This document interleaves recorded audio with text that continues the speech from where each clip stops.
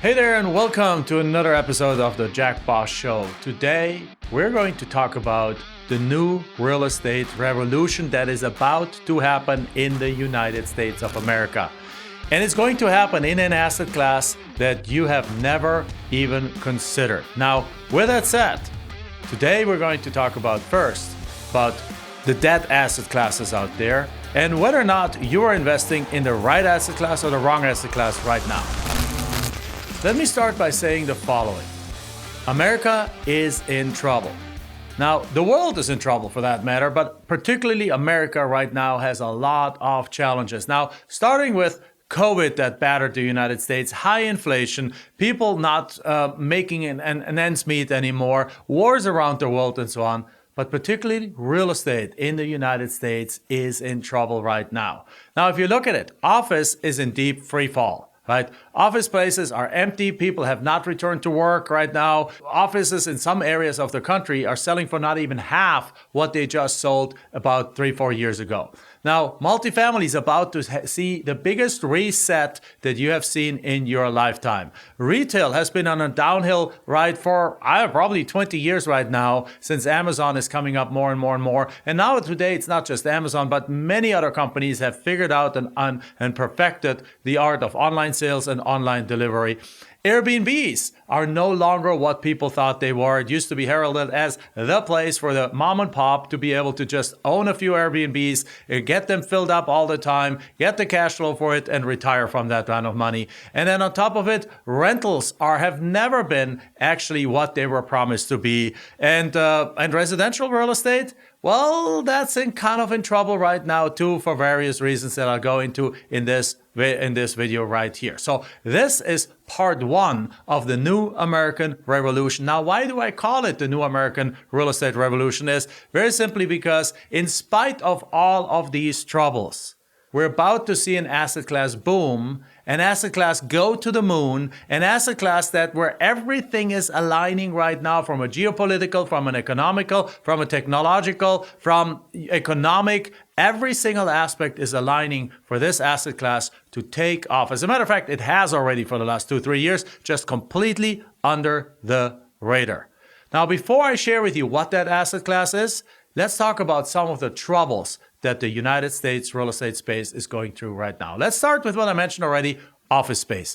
Office space was the darling of real estate. Leading up to the 2020s, it was absolutely what everyone wanted to invest in. People were going to work, like we came out of the big recession in 2008, 9, 10. People went back to work. Unemployment was at a record level. People would go to the offices. New office places were being built. New York City was fully occupied. San Francisco was fully occupied. However, then in March of 2020, something dramatic happened. And that is, of course, COVID. When COVID happened, everyone was sent home, but that initially did not affect office space. Because office place rents are typically done to companies, and they don't sign a 1-year lease like most people do in their house or in their apartment. They sign usually 3 to 5 year leases. So guess what happened though? Now we're at the end of 2023. We're recording this in December of 2023, just before Christmas. And guess what happens? Half or more of those leases are about to expire or have already expired. And what happened at the same time is that half of the United States has not yet returned to the offices. Or if they have, they returned to only having to go to the office 1 or 2 days a week. Now, at the same time, this is, by the way, driving this secret asset class. What is hurting this asset class is actually helping the other asset class. And I'll share with you later on what that asset class is. Now, with that said, what's happening right now is that all of these office spaces are half empty and the leases are not being renewed and the landlords can't pay their mortgages and the banks are about to foreclose on them. And it's a huge shit show. Now, in addition to that, there's a few other things that happen. Political factors matter in real estate. All of a sudden, for whatever reasons, particularly blue states, particularly blue cities, like San Francisco, New York, and so on, particularly in California, they have decided, but in many other states, Chicago is going through the same kind of situation, and many other cities, they have decided to decriminalize petty theft and also to defund the police. And guess what happened? You have less police, and you're actually not pursuing theft in San Francisco, for example, I think up to $800. You can go into a store and steal up to $800 worth of stuff. First of all, how wrong is that? But anyway, that's a different subject. And if they call the police either won't do anything, won't even arrest you, or they won't even come. What this has led to is that the inner city, the office part of the city, the commercial district of cities like San Francisco is in shambles. Full of homeless people, full of crime, stores are leaving, office buildings are shutting down because nobody's there, right? It's become a filthy mess of a place. And the skyscrapers in those cities are for sale for 30, 40 cents on the dollar, and nobody's even buying them. Because what can you do with a skyscraper like that? Now, if you have an office building that's just a one-story office building, you can convert it into whatever one of these bouncy places for kids, right? You convert it into a flex space where people can go in and just like work from an office space for a little bit. You can convert it into warehouses and things like that. Some of them even convert them to multifamily. But what can you do with a skyscraper? It just sits there and it rots. And here's the thing. This will not stop. This is not something that's going to go away, because work from home is here to stay. Now let's move on to multifamily. Multifamily is the other darling of real estate. Particularly during COVID, actually, multifamily took off like crazy. When people could work from wherever they wanted to work and live wherever they wanted to live, they flocked out of some of these cities like San Francisco into other cities, and real estate prices all over the country skyrocketed, particularly for residential, for houses, as well as for apartments. Rents skyrocketed because people wanted to have more space. They wanted to have that home office. So people pushed for larger spaces, or they didn't want to live at home anymore, so they moved into their own space. Rents exploded. Everything looked like absolutely beautiful. Now, the first few months of COVID, everyone was a little bit afraid of whether or not the tenants would pay the rent, but in most places that was unfounded. Tenants paid their rent just fine, and as a matter of fact, rents exploded and grew 20, 30, 40% in some markets. But also something else happened. Through that frenzy, a lot of people came into the market, and they ended up starting to buy properties in 2021, 2022 at 3.5% interest rates, but they bought them with what's called bridge loans. And a bridge loan is typically a 1 or 2 year loan that is there designed to only bridge you while you make certain improvements to the property and raise rents. While you do that, they're supposed to bridge you into what's called permanent financing, where you then get a 10-year fixed rate loan or so. Rents had already gone up in 2022. Rents since 2022 have not gone up a whole bunch more. And at the same time, so the performance of the property, if they did a bunch of rehabs and with that could raise rents, the performance of the property went up 10%, 15%, 20%. But the loan payment over that time, because it's a flexible rate bridge loan that adjusts with the actual interest rates in the market, went from 3.5% to 10%.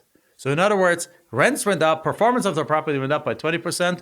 The cost to run that property and pay the mortgage of it went up by 250% in some cases. So in other words, what that is about to lead to, and we're already seeing it happening in the market, is defaults. There's just somebody in Austin, Texas, defaulted on $125 million loans. We're looking at deals in Texas right now where we can buy properties at the loan amount, and even at that level, it doesn't make any sense to buy the property. Even the banks made a mistake, and even the banks fell for that situation, and the banks gave too high loans that even right now can't make sense. We're looking at deals in Phoenix, Arizona, where the loan is $10.8 million. But the deal is only worth $9 million. So this is about to implode. This is about to get a lot of people into trouble, and a lot of equity will be destroyed. A lot of investors' money will be destroyed. And that will drive a lot of investors up to the hills. They won't want to invest anymore. But the thing is now, can you make money in those deals? Can you make money in office space? Can you make money in multifamily? Absolutely. But you have to be experienced. You have to be well-funded. You have to be well-networked. You have to be able to get those best deals from the banks directly, and very few people have access to that. You have to be an excellent operator. You have to have a great financial stamina. You have to have great credit, and so that you can get the best loans and you can actually take those deals and negotiate them down to a level that makes sense. And those that do that will make a lot of money. But at the same time, that is a game for very, very few people. We are one of them. We're going to take advantage of it, but this is not the next American Revolution. As a matter of fact, this is a place where a lot of people are about to lose a lot of money. So let's move on to the next one, retail. Retail, again, very, very quickly. You are aware of retail. Retail is going down the hill all over the country because online marketing and online sales are taking their bread and butter. Malls are being destroyed everywhere. Strip malls are being destroyed everywhere. They're being converted to these bouncy places, to this kind of entertainment kind of places where kids go to do their birthday parties and things like that. Or they're being converted to flex spaces or into any kind of other things. But retail is a place that is dying. Everyone shops from home. Next is Airbnb.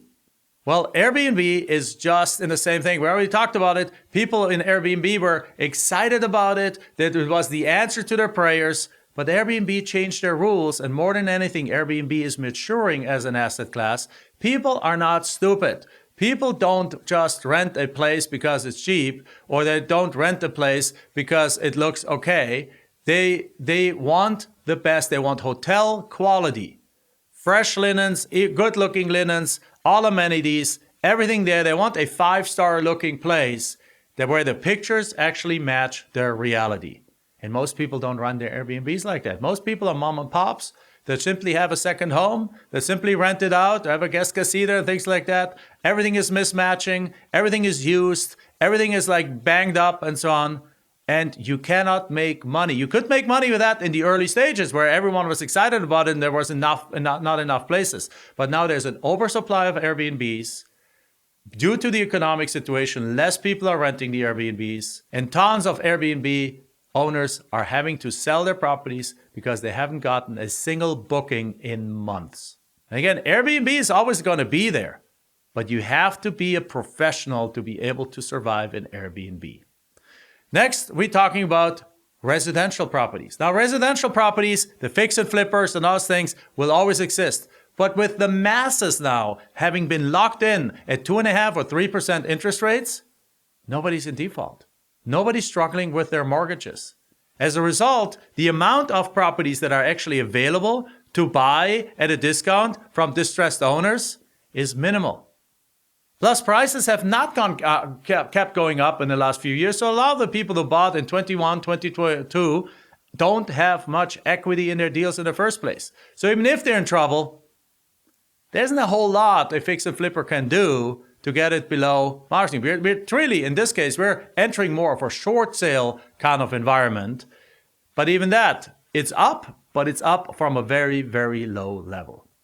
Lastly, we're talking about rentals. Rentals, or as we know, the BRRRR method, like buy it, remodel it, refinance it, rent it, repeat it. This model is dead right now. Why is it dead? You can buy properties, you can remodel them. The problem becomes with the refinancing. Because if you buy a property right now and refinance it, if you have to refinance into a 7% loan, the cash flow does no longer make any sense. Putting it then up as a rental is no longer a feasible thing. So the last two R's are not doable. The rent and the repeat just does not work. What happens is it then becomes a fix and flip. But in the fix and flip, again, we're back in the same model. It's hard to do a fix and flip if there's not much inventory, not much people in distress, not much properties that you can buy, and so on. Values are stable.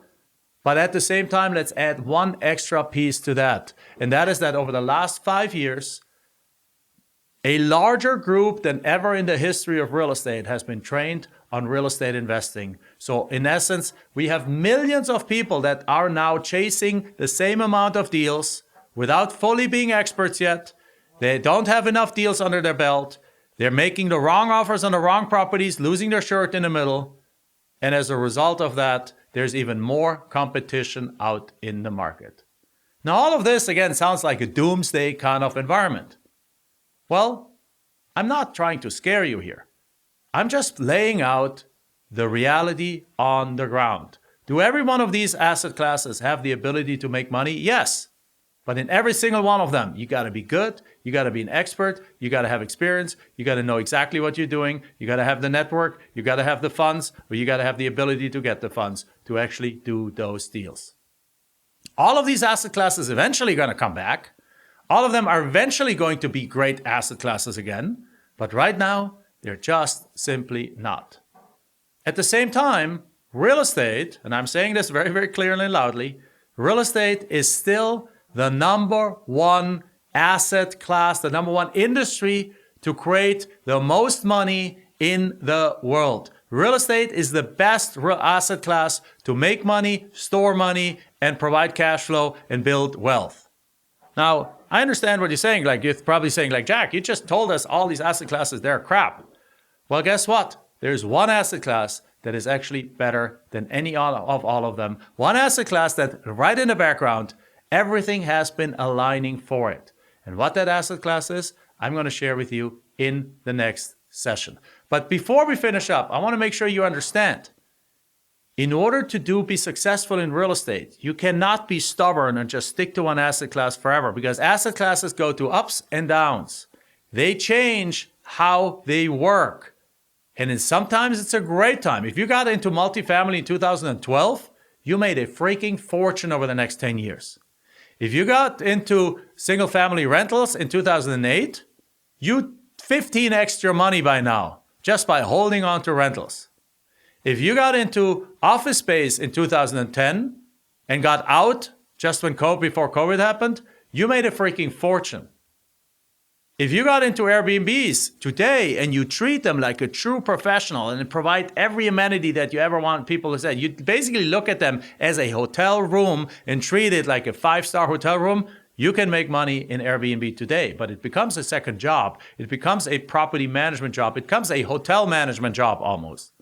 If you do that, you can do it. You can make money even in this environment with any one of these asset classes. But you're actually working against the tide. You're working against the stream. They're right now being out of favor. They're going down in their cycle. So the best thing right now is to go switch to another asset class that is actually where the world is preparing, where the world is aligning to make it an absolute perfect deal where you can ride up the wave like when you go on a rocket ship. When you go on a rocket ship, it doesn't matter which seat you have. You just need to be on the freaking rocket ship and you'll get to the moon. And what that asset class is, I'll share with you in the next episode in part 2 of the new American real estate revolution. See you there. Make sure you mark this. Make sure you give us a 5-star review. Make sure you forward it to your friends. And make sure you stay tuned for part 2. Thank you very much.